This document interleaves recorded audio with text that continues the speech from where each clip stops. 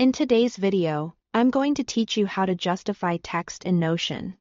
If you've ever wanted your paragraphs in Notion to look cleaner and more evenly framed on the page, you've probably noticed there isn't a native justify button.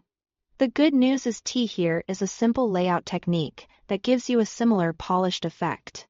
It uses columns to narrow your text area so the left and right edges look more aligned and intentional. Improving readability and visual balance. Start by creating columns.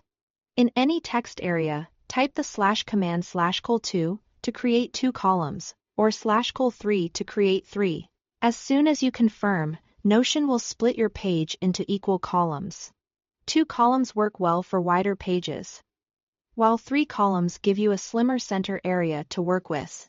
Either way, you'll have clear vertical dividers that you can fine-tune in a moment. Next, place your text in the center column. Click into the middle and either start typing your content there, or move your existing text into that space so it becomes the focal point of the layout. Using the center column creates natural margins on the left and right, which sets you up for a more justified feel without changing the text itself. Now, adjust the column widths to refine the look. Hover your mouse over the vertical line between the columns until you see the resize handle appear, then click and drag to shift the boundaries.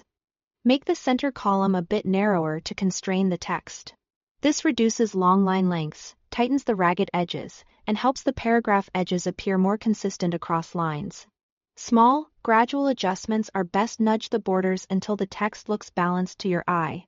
You are not changing the words, just the space they occupy, which is what creates that clean, justified impression. As you tweak, pay attention to readability.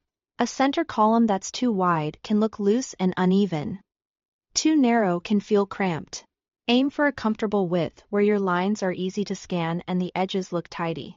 You can always revisit the dividers and fine-tune them later as your content grows. That's it.